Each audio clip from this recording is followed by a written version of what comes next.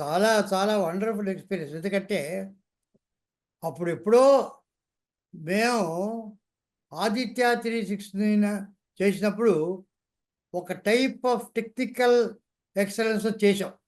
అప్పుడు మాకున్నటువంటి దీంట్లో ఇంత టెక్నికల్ అడ్వాన్స్మెంట్ ఉంటుందని మాకు అప్పుడు తెలియదు. Okay sir.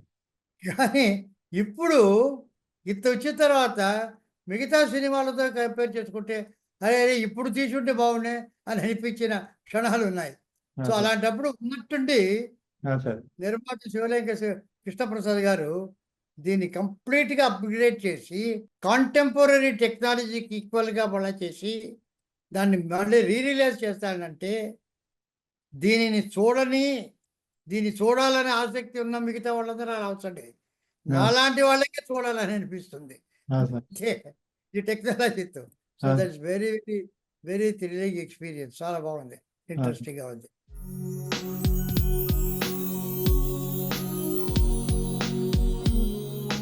ఇది యాక్చువల్లీ చాలామంది నాకు back to the future inspiration అని అంటారు. అది కాదు. ఎందుకంటే బ్యాక్ టు ద ఫ్యూచర్ నిన్న వచ్చిన స్పిల్బర్గ్ తీసింది. నేను కాలేజ్ డేస్లో హెచ్జి వెల్స్ టైమ్ మెషిన్ చదివాను. Okay sir. టైమ్ మెషిన్ చదివానే ఒక కాలంలో అది వేరే కథ, కానీ time travel science fiction. So ఆ సైన్స్ ఫిక్షన్ కథను తీసినప్పుడు అక్కడ మా కాలేజ్ మేట్స్ అంతా కూడా దాన్ని గురించి డిస్కస్ చేయడం ఇవన్నీ జరిగింది. సో అప్పుడు ఏమైందంటే ఇది ఒక విజువల్ ఫీల్గా అనేది బ్లాక్ అండ్ వైట్లో టైం మెషిన్ సినిమాలు హాలీవుడ్లో చాలా వచ్చాయి అంతకుముందు టైం ట్రావెల్. యాక్చువల్గా డైరెక్టర్ అయిన తర్వాత ఇది ఒక సబ్జెక్టుగా తీస్తే బాగుంటుంది అని అనుకొని దానికి కొన్ని ఒక లైన్ ఆర్డర్ అది చేసి రఫ్గా పెట్టుకున్నాను నేను. కంప్లీట్గా పెట్టుకుని ఇది ఎట్లా చేద్దాం, ఎవరితో చేద్దాం అనుకుంటున్న సమయంలో బెంగళూరులో ఎస్పి బాలసుబ్రహ్మణ్యంతో నేను ట్రావెల్ చేస్తుండడం జరిగింది. అది ఇది మాట్లాడుతూ నా దగ్గర ఒక సబ్జెక్ట్ ఉందని ఆయనతో చెప్తాం. ఆయన చాలా ఎక్సైట్ అయ్యాడు. అరే చాలా బాగుంది, ఇది తప్పకుండా మనం చేయాలన్నాడు ఆయన. సో యాక్చువల్గా అది కృష్ణప్రసాద్ గారు తెలుసో తెలీదో, ఆయన ఒక 2-3 పెద్ద పెద్ద ప్రొడ్యూసర్కి చెప్పాడు ఇది కథ. చెప్తే ఇదేదో ఫ్యాంటసీగా ఎలా ఉంది, ఇది వాళ్ళకి సైన్స్ ఫిక్షన్ అనే కాన్సెప్ట్ అర్థం కాలే. అదేదో ఉంది, ఇది ఎట్లా అవుతుంది, యమగోళలాగా ఉంటుందా అలాగా అనుకున్నారే కానీ ఎస్పి బాలసుబ్రహ్మణ్యంకి చాలా నమ్మకం. అట్లా కాదండి, ఇది మనమే ఒక సపోర్ట్ చేసి మన గ్రూపులోనే కనుక తీస్తే బాగుంటుంది కృష్ణప్రసాద్ గారు చేయడం. కానీ కృష్ణప్రసాద్ గారి పెక్కి గొప్పతనం ఏంటంటే అంతంత పెద్దవాళ్ళు ఇదేమిటిని సందేహిస్తున్న సమయంలో ఇందులో ఏదో ఒకటి ఉంది అనేటువంటి ఫీలింగ్ ఆయనకు వచ్చింది.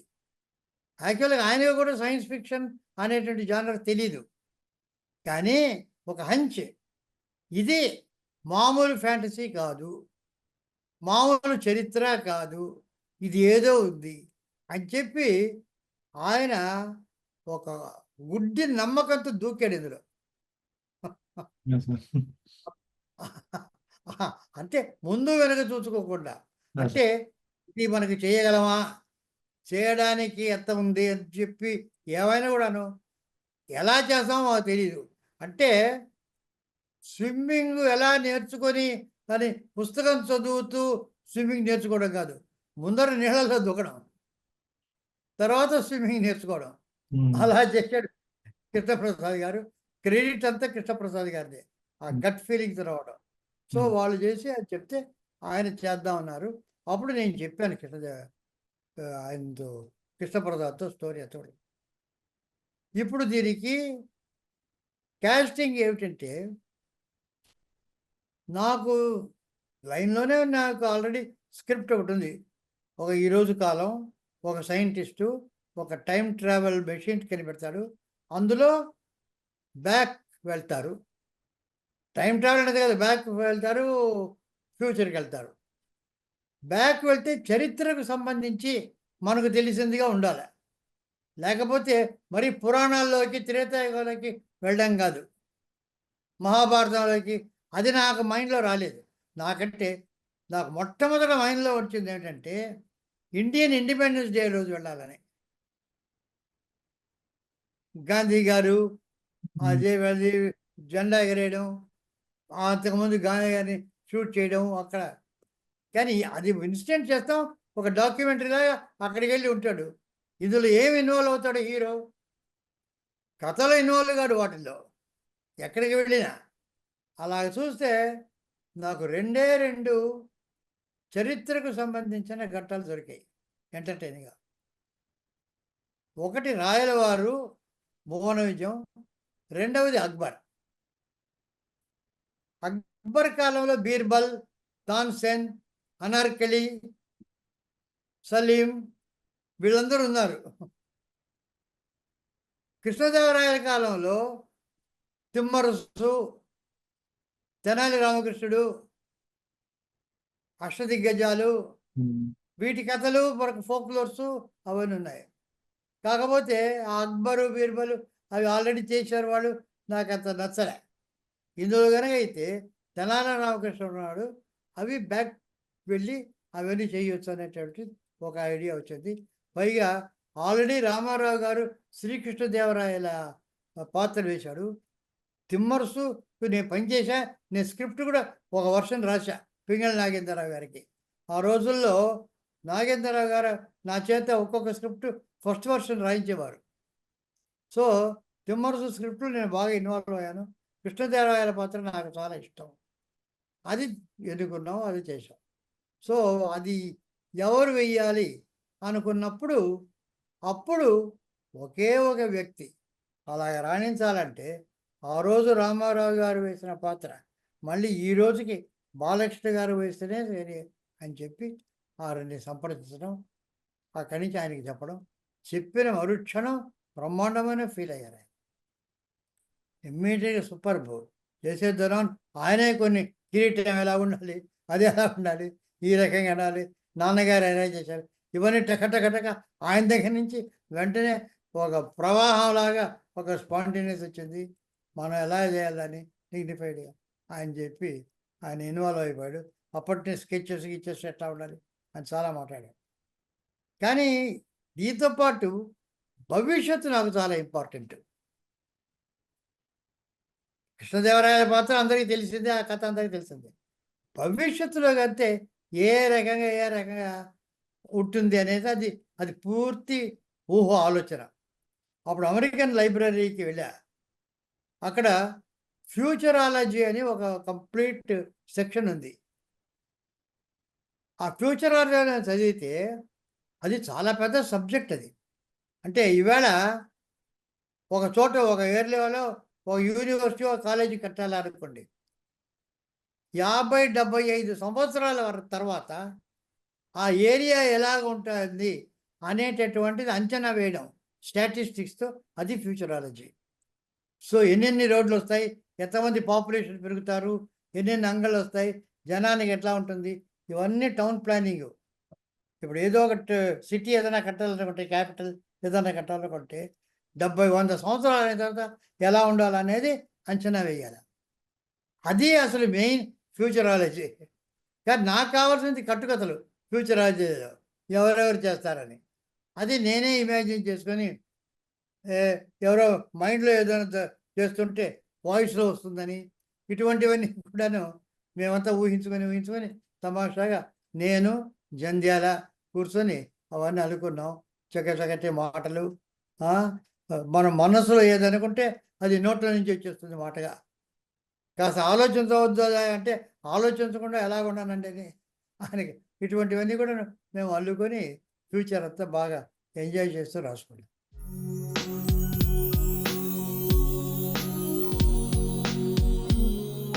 ఇది స్క్రిప్ట్, ఇది బేసిక్గా లైన్ అంతా అనుకున్నదే.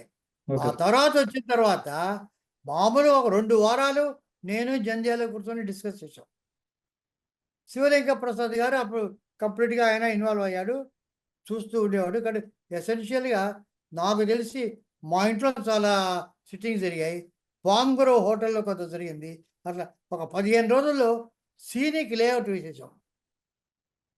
సీన్ 1, సీన్ 2, సీన్ 3, సీన్ 4 అది ఎట్లా వెళ్తాడు, ఏ రకంగా వెళ్తాడని చెప్పి వేసిన తర్వాత ఒక నెల రోజుల్లో ఆయన డైలాగ్స్ రాసేసాడు.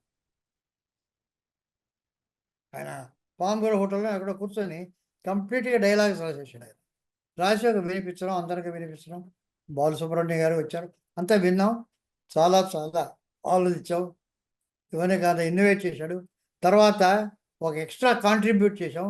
అంటే బ్యాక్ టు ద ఫ్యూచర్ ఎలా ఉన్నా వెనక్కి వెళ్తారు, ముందుకు వెళ్తారు, కనెక్షన్ లింక్ ఒకటి లేదే అనేటటువంటి స్క్రిప్ట్ చదివినప్పుడు వచ్చింది. ఇది స్క్రిప్ట్ చదివినప్పుడు కాదు, సీనిక్ కార్డు వేసినప్పుడు. అప్పుడు థాట్ ఏమిటంటే, ఈ కాలంలో మ్యూజియంలో ఒక వజ్రం ఒకటి ఉంటే అది రాయలవారి కాలంలో వజ్రం అని, దానికి ఒక దొంగతనం ఏర్పడుతుంది, అది ఇప్పుడు ఉండే వజ్రానికి ఈ వజ్రమే భవిష్యత్తులో ఎలా రేస్ ఇన్విజిబుల్ రేస్ అవి ప్రసరించి దాన్ని ఎలా చేస్తుంది, ఈ రకంగా ఒక వజ్రాన్ని పెట్టుకొని దాంతో లింక్ చేసాం. మూడు ఎపిసోడ్స్, లేకుంటే లింక్ లేదు అక్కడికి. సో ఇది భవిష్యత్తు, వర్తమానం, తర్వాత పాత కాలం, భూతకాలం, భవిష్యత్, వర్తమాన కాలాలు అలా చేసాం. ఆ వజ్రం ఒకటి యాడ్ అయింది, దాంతో ఆయన స్క్రిప్ట్ రాసేసాడు.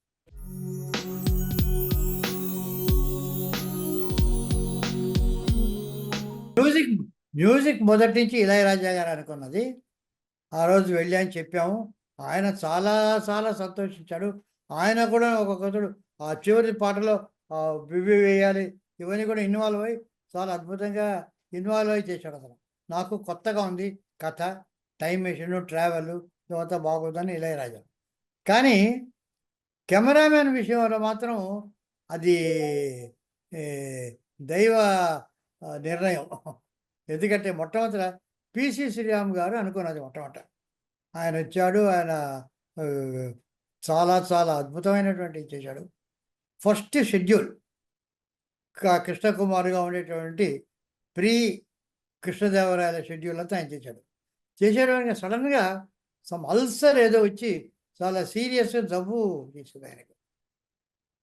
సో అతను చేయలేకపోయాడు. వాళ్ళ మదరు అసలు ఎవరిని, మేము ఊరికి చూడడానికి వెళ్ళాలన్నా ఆవిడ అలౌ చేయలేదు మమ్మల్ని. ఎందుకంటే మళ్ళా షూటింగ్కి పిలుస్తారేమో మమ్మల్ని, అతన్ని రెస్ట్ తీసుకుంటున్నాడు, అతను రాడు, లేకపోతే మేము పిలవడానికి వెళ్ళామా, మేము చూడమంటే వద్దు అనేసింది. మేము చూడలేదు. స్పీచ్ చెప్పాడు పాపం, నేను రాలేను, ఎవరైనా పెట్టుకోండి. సో కరెక్ట్గా అదంతా పిసి శ్రీరామ్ చేయడు. అక్కడి నుంచి ఒక 2 మాసాలు రాయలవారి సెట్టు, ఆ హాలు అవన్నీ చేయాలి. దానికి అలాట్ చేసాం కృష్ణదేవరాయలు. కరెక్ట్గా అదృష్టవశాత్తు విఎస్ఆర్ స్వామి గారు ఆ డేట్స్ ఆయన ఖాళీ. అంతకుముందు ఏదో పిక్చర్ అయింది, నెక్స్ట్ పిక్చర్ ఎప్పుడో స్టార్ట్ అవుతుంది, కరెక్ట్గా 2 మాసాలు వెంటనే ఒప్పుకున్నాడు. సో అవంతా విఎస్ఆర్ స్వామి గారు చేశారు టోటల్గా అక్కడ. సో ఆ లైటింగ్ కూడా ఆ కాలపు విఎస్ఆర్ స్వామి గారు చేసిన పద్ధతిలో, ఇది పిసి శ్రీరామ్ చేసే పద్ధతిలో వచ్చింది. కానీ విఎస్ఆర్ స్వామి గారిది కాగానే ఆయన అక్కడికి వెళ్ళాల్సి వచ్చింది, కాల్ షీట్స్ అయిపోయింది. సో అప్పుడు కబీర్లాల్ ఆల్రెడీ కొన్ని ట్రిక్స్ అవి చేశాడు కనుక భవిష్యత్ అంతా కబీర్లాల్ చేశాడు. సో ఇది ప్యూర్లీ దైవనే, అది అదృష్టం మాది కాదు. ఈ కెమెరామెన్ మాత్రం 3 కెమెరామెన్ దీనికి ఇలా ఉండాలా, ఒక్కొక్క ఏజ్కి తగ్గట్టు, ఆ లైటింగ్కి తగ్గట్టు ఒక్కొక్క కెమెరామెన్ ఉండాలా అని ఏదో ఒక అతీత శక్తి ఒకటి నిర్ణయించింది. దాని ప్రకారం ఏం చేశాం.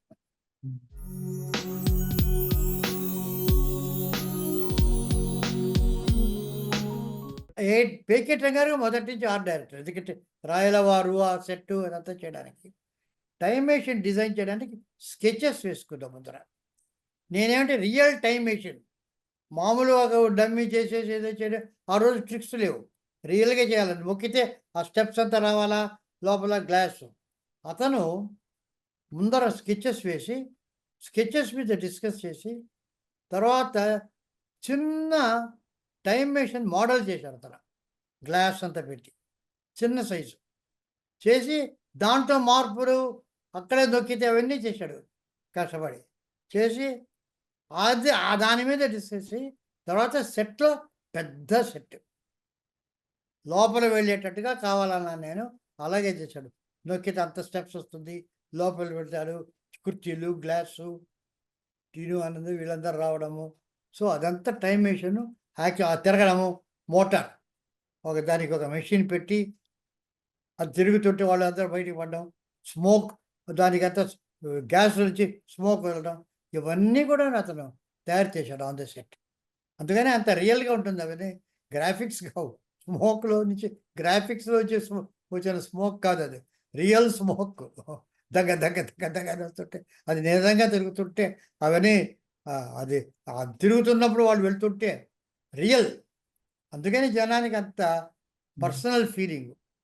నేను ఎంత గ్రాఫిక్స్ చేసినా తెలిసిపోతుంటుంది ఇది గ్రాఫిక్స్ అని. ఆ రియల్ కనుక అంత ఆకట్టుకుంది జనాన్ని.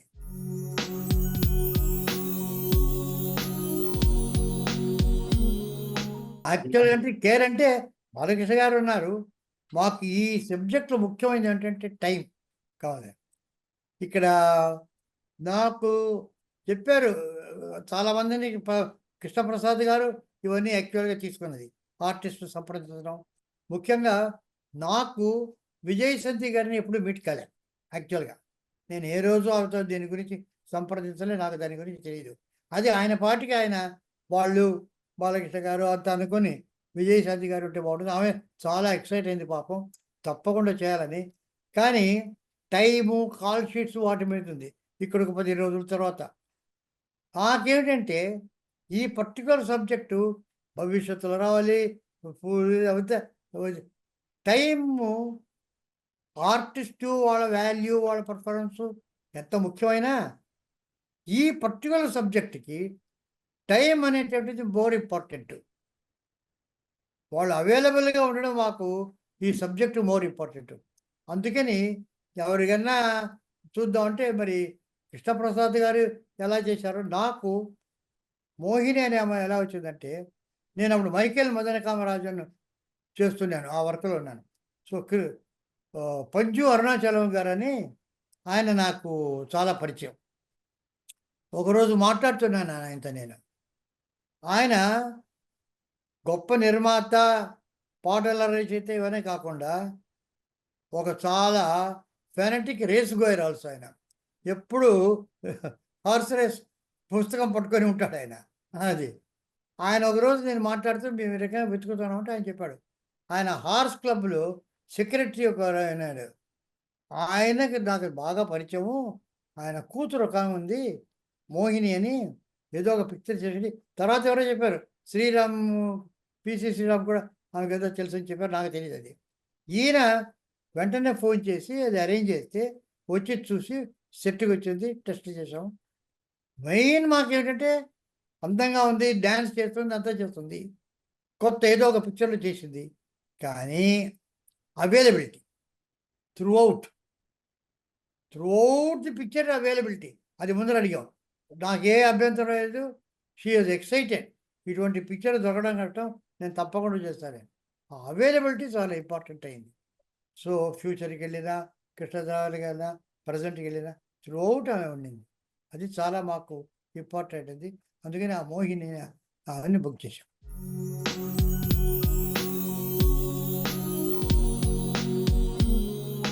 అమరీష్ పూరి ఏమిటంటే మాకు ఒక రకమైనటువంటి పెక్యూలియర్ ఫోక్లోరిష్ విలన్ ఒకడు కావాలి. అందులో మిస్టర్ ఇండియా అటువంటి మొగ్గాంబో అని ఇవన్నీ చేస్తూ, అంటే పిల్లలకు జనరల్గా అది వాళ్ళు ఎంజాయ్ చేస్తూ అలాంటి ఒక విలను, రెగ్యులర్గా చాలా భయపడే విలన్ కాదు, అతను చూస్తే ఒక ఎంటర్టైన్మెంట్ వచ్చే విలను. అది నాకు అమరీష్ పూరిలో కనిపించింది. అతన్ని పిలిపించి అదే అందుకనే అతను వచ్చినప్పుడల్లా వాయిలెన్స్ వాయించడం, అతనికి ఒక పెక్యూలియర్ అన్ని రకరకాల క్యూరియస్ పెట్టడం, ఇటువంటివన్నీ కూడాను. గన్ ఎత్తినప్పుడు అందరూ వాయిలెన్ వాయిస్తుంటారు, ఏదేదో క్యూరియస్ అవన్నీ వజ్రాలు ఎక్కడున్నా, ఒక తంబూర ఉన్నా, ఒక వీణ ఉన్నా సేకరించడం, ఇటువంటి ఫన్నీ లుక్ ఉండింది. సో, ఈ బుక్ అమరీష్ పూరి గారు. ఎంజాయబుల్.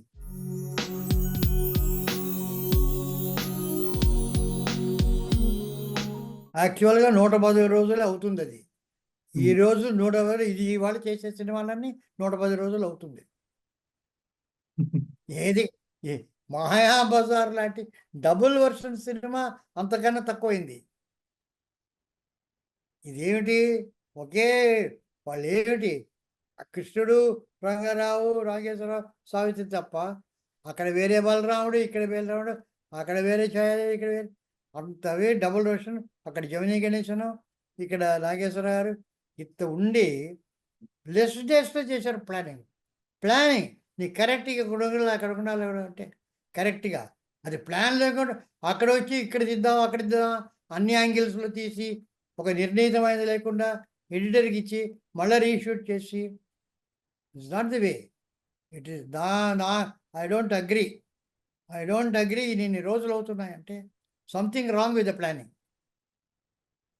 పెద్ద పెద్ద చేయడం పక్కా ప్లానింగ్.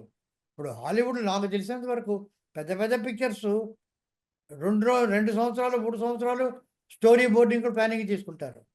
వచ్చేటప్పటికి అంతే లిమిటెడ్ టైం. టక టక టక టక ఫినిష్ చేస్తారు. పెద్ద పెద్ద పిక్చర్స్ 8 వీక్స్‌లో చేశారు వరుసగా హాలీవుడ్‌లో. సో, ఎవ్రీ షాట్ ప్రతిదీ డిజైన్ చేసి అందులో ఇవాళ కంప్యూటర్‌లోనే మీరు డిజైన్ చేయొచ్చు లైటింగ్ అంతా కూడాను.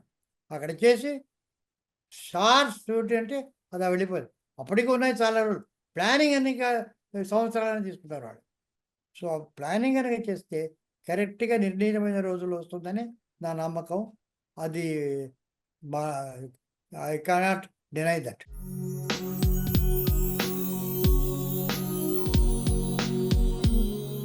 కృష్ణదేవరాయలు అనుకున్న తర్వాత ఒక బాలకృష్ణ గారు తప్ప ఇంకేం లేదు.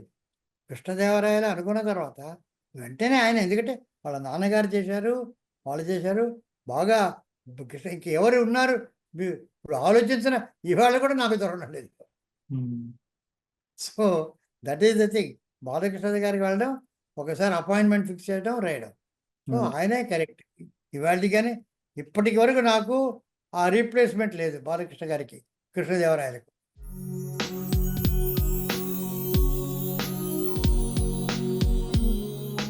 నా వరకు నేను ఆదిత్య నాకేంటంటే టైమ్ మెషిన్ అంటే అనేది టైము థియరీ ఆఫ్ రిలేటివిటీ లైట్‌తో సంబంధించిన ఆ లైట్ స్పీడ్ ఒకటుంది. ఆ లైట్ స్పీడ్‌కి సంబంధించింది టైమ్ మెషిన్. కాళేశ్వరం కృష్ణప్రసాద్ వాళ్ళు వీళ్ళు ఏదైనా రకరకాల అనుకుని ఉండొచ్చు కానీ నా వరకు లైట్‌కు టైమ్ ట్రావెల్‌కు సంబంధం ఉంది. లైట్ 186,000 మైళ్ళు ఒక సెకండ్‌కు వేల మైళ్ళు ట్రావెల్ చేస్తుంది. సో, దానికి ట్రావెల్ చేస్తేనే టైము ట్రావెల్ సాధ్యమవుతుంది. ఆ టైమ్ ట్రావెల్‌కు, లైట్ ట్రావెల్‌కు సంబంధం ఉంది. లైట్ అనగానే సూర్యుడు. అందుకని ఆదిత్య. సో, ఆదిత్య అనేటటువంటిది స్టార్ట్ అవుతుంది టైమ్ మెషిన్ కనుక నా వరకు. కాకపోతే 369 అనేటటువంటిది తర్వాత పెట్టింది. అది ఏ రకంగా ఉంది 333 ఏదో ఎందుకంటే పుట్టి ఆదిత్య అంటే అది ఒక హీరో నేమ్ కావచ్చు. ఒక మెషిన్ టైమ్ మెషిన్‌కి పేరు పెట్టాలంటే. సో, అప్పుడు నాకు ఇది బోయింగ్ జ్ఞాపకం ఉంది. బోయింగ్ అంటే సరిపోద్ది కాదు. బోయింగ్ 737 అని పెడతారు. ఈ 737 ఏమిటి? అది వచ్చినప్పుడే మనకు ఒక ఎయిర్ క్రాఫ్ట్ అని ఒక ఫీలింగ్ వస్తుంది. లేకపోతే మామూలుగా బోయింగ్ ఏదో కంపెనీ. సో, ఏదైనా వస్తే ఆ అటాచ్‌మెంట్ వచ్చినప్పుడే మీకు నంబర్ ప్లేట్ వచ్చినప్పుడే దానికి వస్తుంది. సో, 369 అని 35 ఇన్ని రకరకాలుగా 9 మొత్తం మీద 369 ఉంటే బాగుంటుంది. న్యూమరాలికల్‌గా 9 బాగుంటుంది. 3, 6, 9, 9, 18, 9 ఇట్లాగా అసెండింగ్ ఆర్డరు పైకి వెళ్ళేటటువంటి పద్ధతి. 963 చేయొచ్చు, 639 చేయొచ్చు. కానీ 369 ఆదిత్య 369 అని నిర్ణయించాం. అందరూ అది 369 మాత్రం ఒక సభ వేసి అందరూ కూర్చొని ఏది బాగుంటుందని చెప్పారు.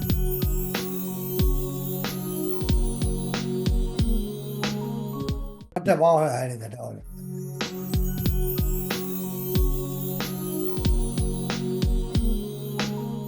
హిందీ గడవని కాదు, అమరీష్ పూరి ఎవరో హిందీలో చేస్తున్నారు ఒక పిక్చరు. అమరీష్ పూరి ఇక్కడ యాక్ట్ చేశాడు. రషస్ చూడడానికి వచ్చాడు. వచ్చి ఆల్రెడీ వాళ్ళు స్టార్ట్ చేయబోతున్నారు. షూటింగ్ స్టార్ట్ చేశారు. వెళ్ళి మీరు చెయ్యకండి, ఉమ్, అక్కడ ఒక సినిమా చేస్తున్నారు ఆదిత్య 369 అని. ఉమ్, అదొచ్చి డబ్ చేస్తే మీ సినిమా ఎవరు చూడరు అని అడ్వైస్ కూడా చేయడం జరిగింది. కొత్తగా చేయడం కాదు, చేసేవాళ్ళని ఆపాడు అమరీష్ పూరి చేయనీయకుండా. ఎందుకంటే అక్కడ వస్తుంది. అదే సంగతి.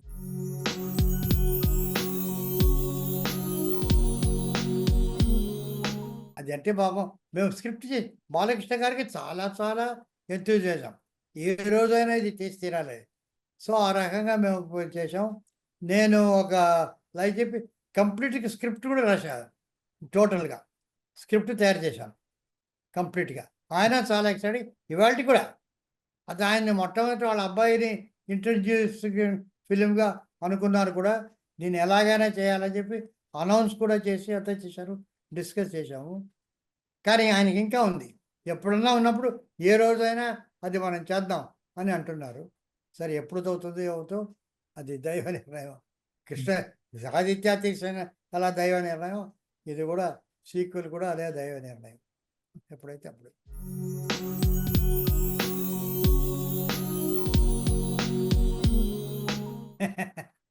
ఇప్పుడు నాకు నిజంగా చెప్పాలంటే 93 ఏళ్ళు దాటి ఉన్న సమయంలో నేను జీవితంలో నేర్చుకున్నది ఏమిటంటే, మొన్నటి కన్నా నిన్న గొప్పది. నిన్నటి కన్నా ఇవాళ గొప్పది. పాత కాలంలో ఎంత బాగుండేది క్లాసిక్స్ నేను నమ్మను. ఆ రోజు అందరూ ఆ రోజు చాలా చాలా మంచివి ఉన్నాయి, ఈరోజు మంచిగా ఉండేవి, ఈవిడంతా చాలా హాయిగా ఉండేది, ఏమి మ్యూజిక్, ఆ మ్యూజిక్ పడితే ఎవరు చూడరు. అవి బాగా లేదు అని కదా ముందుకు వెళ్తున్నాం అందరం. మనం ముందుకు వెళ్తున్నామంటే అది బాగా లేదు అని ఇవాళ దగ్గరికి ఎవరు చూడరు. అవి చూస్తారు. నాస్టాల్జీ అంటారు దాన్ని. ఆ నాస్టాల్జియాకి దానిలో చూస్తారు. కానీ చూడరు. ఇప్పుడు నాకేమిటంటే నిన్న, మొన్న కన్నా ఇవాళ ఇప్పుడు మీతో మాట్లాడడం చాలా ఆనందంగా ఉంది. అంతకుముందు మార్నింగ్ చేసింది అంత పెద్ద ఆనందం లేదు. ఇప్పుడు నాకు ఆనందం. సో, బ్యాక్ వెళ్ళడం అనేటటువంటిది ఆలోచన నాకు ఇష్టం లేదు. రాదు. ఒక్క సెకండ్ కూడా బ్యాక్ వెళ్ళలేను. ఎందుకంటే అవంతా పాత అయిపోయింది. మర్చిపోవాల్సింది. ఇప్పుడు లీవ్. మనం ఏం చేయాలా? ఈ క్షణంలో మనం ఎలా మాట్లాడాలా? ఏం చేయాలా? ఏమేమి అడుగుతారో? ఏం చెప్పాలా? అనే దాని మీద ఆనందం. ఇక నెక్స్ట్‌కి వెళ్ళొచ్చు. ఆలోచించొచ్చు. నెక్స్ట్‌కి ఎలా ఉంటుందని. అది థ్రిల్లిపోతుంది నాకు. ఉమ్, నెక్స్ట్‌కి పోతుందనేటటువంటిది నెక్స్ట్ వచ్చినప్పుడు ఆ థ్రిల్ అనుభవిద్దాం. ఇప్పటి నుంచే కాదు, కాదు రేపు మనం వెళ్తే ఈ రకంగా హైదరాబాద్‌కి వెళ్తే ఇక్కడ ఎక్కడ ఉంటాం? ఏ రకంగా ఉంటాం? ఇవన్నీ ఆలోచనలొద్దు. నెక్స్ట్ సెకండ్ నుంచి ఆలోచన లేదు. ప్రీవియస్ సెకండ్ నుంచి అవి ఆలోచన లేదు.